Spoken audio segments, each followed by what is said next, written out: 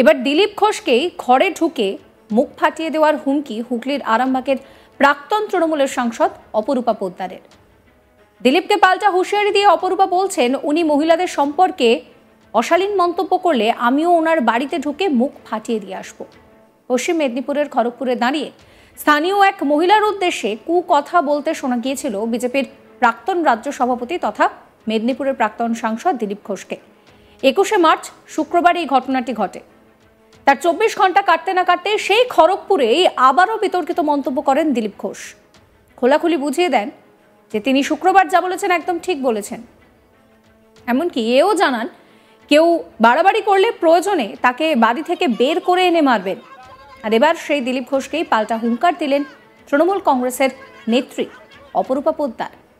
দিলীপ ঘোষকে পাল্টা হুঁশিয়ারি দিয়ে তিনি বলছেন যে উনি মহিলাদের সম্পর্কে অশালীন মন্তব্য করলে আমি ওনার বাড়িতে ঢুকে মুখ ফাটিয়ে দিয়ে আসবো। কি বলছেন তিনি, শোনাবো আপনাদের। দিলীপ ঘোষ বরাবরই মহিলাদের অপমান করেন, এটা ওনার স্বভাব। বলছেন যে নাকি তিনি মহিলাদের মুখ ফাটিয়ে দেবেন। এই আপনি শিক্ষা পেয়েছেন? আপনি যদি এই কথা বলেন তাহলে আমি আপনার মুখ ফাটিয়ে দেবো, ঘরে ঢুকে আপনার মুখ ফাটিয়ে দেবো। তৃণমূল নেত্রীর এই মন্তব্যকে কেন্দ্র করে রাজ্য রাজনীতিতে আলোচনা এবং সমালোচনা দুই হচ্ছে। রাজনৈতিক বিশ্লেষকদের একাংশ বলছেন যে একটি রাজনৈতিক দলের নেতা মহিলাদের কুকথা বলেছেন, সমালোচকদের বাড়ি থেকে রাস্তায় বের করে এনে মারের হুমকি দিচ্ছেন। পাল্টা বিপক্ষ দলের এক নেত্রী, তিনিও একজন রাজনীতিবিদ হয়ে অন্যজনকে মেরে মুখ ফাটিয়ে দেওয়ার হুমকি দিচ্ছেন। কোনোভাবেই এটা কাম্য নয়। প্রসঙ্গত, রাস্তা উদ্বোধনে গিয়ে স্থানীয় মহিলার সঙ্গে বাগবিতণ্ডায় জড়াতে দেখা গিয়েছিল বিজেপি নেতা দিলীপ ঘোষকে। দিলীপ ঘোষের সেই বাগবিতণ্ডার খবর সংবাদ মাধ্যমে প্রকাশ হতেই তোলপাড় পড়ে যায় রাজ্য জুড়ে। একজন মহিলার সঙ্গে কিভাবে এমন কথা বললেন দিলীপ ঘোষ, উঠতে থাকে সেই প্রশ্ন। এরপর দিলীপ ঘোষ কিন্তু সেই দিলীপেই রয়েছেন। তার সাফ কথা, মেজাজ হারায়নি, মেজাজ ঠিক রেখেই বলেছি, যা বলেছি ঠিক বলেছি। এমনকি এই ধরনের আচরণ আর কেউ করতে এলে তার বিরুদ্ধে কড়া ব্যবস্থা নেবেন বলে কার্যত সাফ জানিয়ে দিয়েছিলেন দিলীপ ঘোষ। কি বলছেন দিলীপ ঘোষ, শোনাবো আপনাদের।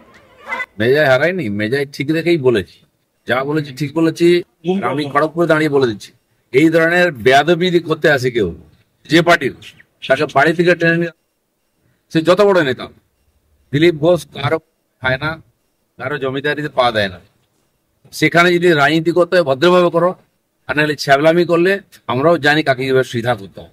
খড়গপুরটা জমিদারি নয়। দিলীপ ঘোষ পাড়ায় পাড়ায় ঘরে প্রত্যেক লোকের সুবিধা জানে। যে লোকটা চেয়ারম্যান থাকতে কিছু করেনি, এত বছরের কাউন্সিলর কিছু করেনি, এমএলএ থাকতে কিছু করেনি, সে বলছে আমি রাস্তা বানিয়েছি, আর বোর্ডে লেখা আছে অনারেবল এমপি দিলীপ ঘোষ। মানুষ কি ঘাসে মুখ দিয়ে চলেনি? বেহায়ার মতো মিছিল করছে ওখানে গিয়ে। আরে দম থাকলে ড্রেনটা করে দেখা, দিলীপ ঘোষ রাস্তা করে দিয়েছে। বলছি দাদা, এই মেজাজে কি দিলীপ ঘোষকে দেখা যাবে এখন? দিলীপ ঘোষের মেজাজ এরকমই থাকবে, কারণ কোনো খায় না, পরে না, কোনো আরো পাশ থেকে এক কাপ চা চেয়ে খায় না। নেবো না, দেবো না, কিন্তু কাউকে ছাড়বো না। পার্টির পক্ষ থেকে কোনো ব্যবস্থা নেওয়া হবে কালকের ঘটনা নিয়ে? কার বিরুদ্ধে? কালকে যেটা ঘটনা ঘটেছে। পার্টি কি ব্যবস্থা নেই? দিলীপ ঘোষ যথেষ্ট, পার্টি লাগে না। আর এখানকার কর্মীরাই যথেষ্ট। আর যদি টিএমসি মনে করে রাজনীতি খড়গপুরে শুরু করবে, কাল থেকে শুরু করছি, বাড়িতে মারবো। আর এটা কালকে হেডলাইন করো না। আর যে বেটা বলছে কুকথা, তাকে আমি শিখিয়ে দেবো কুকথা কোনটা, সুকথা কোনটা। বেশি ভদ্রলোকই দেখাতে জান না। যেমন রাজনীতি করছি শত্রুদের বিরুদ্ধে, যারা লেজ গুটিয়ে বাড়িতে বসে থাকে বোর আঁচলের তলায়, তারা আমাকে সার্টিফিকেট দিচ্ছে। জীবনে বাড়ির বাইরে কোনো বেরোয় চমকে, তারা আমাকে সার্টিফিকেট দেয়। আর দিলীপ ঘোষ এই মেজাজে রাজনীতি করবো, যতদিন করবো। রাজনীতি ছেড়ে দেবো, মেজাজ ছাড়বো না বলে দিচ্ছি। প্রসঙ্গত, নিজের মেজাজের জন্য বারবার রাজ্য রাজনীতিতে পরিচিত দিলীপ ঘোষ। প্রতিপক্ষকে নিশানা করতে এক চুল জমি তিনি ছাড়েন না। ফলত বিভিন্ন সময় তার কথাবার্তা নিয়েও তৈরি হয়েছে বিতর্ক। তবে তারপরেও তিনি আছেন তারই মতো, তিনি দিলীপ ঘোষ। এবার সাধারণ মানুষের সঙ্গে তর্কাতর্কিতে জড়িয়ে পড়তে দেখা গেল দিলীপ ঘোষকে। খড়গপুর পুরসভার 6 নম্বর ওয়ার্ডে রাস্তা উদ্বোধনে যান দিলীপ ঘোষ। সেই সময় এক মহিলা প্রশ্ন করেন, হঠাৎ করে আপনি কেন রাস্তা উদ্বোধন করতে এসেছেন? অন্য সময় তো দেখা যায় না। এরপর মেজাজ হারিয়ে ফেলেন দিলীপ ঘোষ।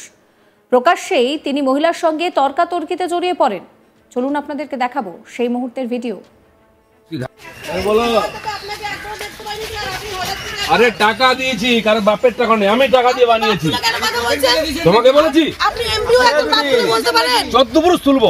তোমার বড় হিম্মত অধিকার কে দিয়েছে দিয়েছে? আপনাকে? বেশি নাকামি করবে আপনাকে না। অধিকার কে দিয়েছে? প্রদীপকে বলো। প্রদীপকে বলবো কেন? আরে আমি টাকা আপনাকে দিয়েছি, বলেন। কারো বাপের আমি টাকা এখানে নয়। রামজনতা। বাথরুমে বলবেন না। আরে 14 পুরুষ তুলবো রে। কি তৃণমূলী? হ্যাঁ, পেছনে গলা টিপে দেবো। তোর বাপকে বলবে। তাহলে টাকা দিচ্ছি রে। ভিখারি পার্টি নয়। টাকা দিচ্ছি।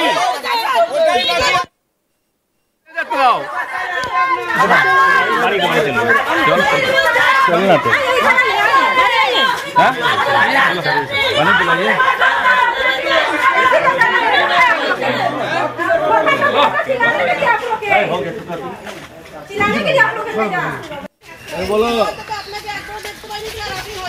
আরে টাকা দিয়েছি, কারণ বাপের টাকা নেই, আমি টাকা দিয়ে বানিয়েছি। তোমাকে বলেছি আপনি এমপিও একজন বাথরুমে বলতে পারেন? 14 পুরুষ তুলবো। তোমার বড় হিম্মত কে অধিকার দিয়েছে? দিয়েছে আপনাকে? বেশি নাকামি করবে আপনাকে না। অধিকার কে প্রদীপকে দিয়েছে? বলো। প্রদীপকে বলবো কেন? আরে আমি টাকা আপনাকে দিয়েছি, বলেন। কারো বাপের আমি টাকা এখানে নয়। রামজনতা। বাথরুমে বলবেন না। আরে 14 পুরুষ তুলবো রে। কি তৃণমূলী? হ্যাঁ, পেছনে গলা টিপে দেবো। তোর বাপকে বলবে। তাহলে টাকা দিচ্ছি রে। ভিখারি পার্টি নয়। বিক্ষোভকারী মহিলা কি বলছেন শোনাবো আপনাদের। এতদিন কোথায় ছিল দাদা? আমাদের একদম ছিল না। আমাদের এখানে যখন মাদারীপুর থেকে ছিল না, এখানে বাসিন্দারা জানে না, মাটি ফেলানো অনেক রাস্তা করালো। আমাকে বাপগুলো বলছে, আমাদেরকে বাইরে বলছে, ওনাকে বাইরে কেউ। এখানে যদি বারবার রাস্তা করে সরকার বাপ মানা করবে, সরকার ক্যামেরা সবার দিদি করে। আমরা জানি ভোট করবে। পানি মেরে জলকে গলা টিপে দেবে। উনি একদম ভোট করে গলা টিপে দেবে। এই নিয়ে আজ তাক বাংলাকে দিলীপ ঘোষ কি রিয়াকশন দিয়েছেন শোনাবো আপনাদের। না, ওইখানে যিনি কাউন্সিলর প্রদীপ সরকার, যিনি এখন চেয়ারম্যান ছিলেন, আমি এমএলএ ছিলাম যখন, তিনি লিখিত মিডিয়ামকে জানিয়েছেন এমএলএ কোনো টাকা আমাদের মিউনিসিপালিটিতে লাগবে না। আজ তার ওয়ার্ডে এতটা কাদা জলা জায়গার উপরে বহু লোক বাড়ি বানিয়েছেন, রাস্তা নিয়ে যেতে পারেন না, বৃষ্টির দিনে হাঁটু জল যাবে। আমাকে অনেকবার বলেছেন।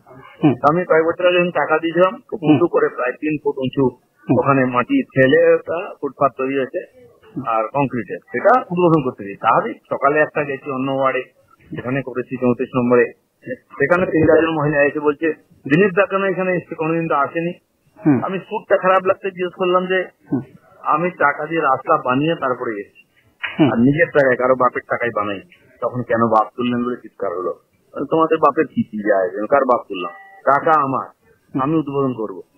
ডাকে নেওয়া নেই, তোমাদের কাউন্সিলরকে ফোন করো, দেখেছি কিনা, আসার হিম্মত নেই তোমাদের, আমরা চোরের মতো কাজ করি না। এই বলতেই আগুন লেগে গেল।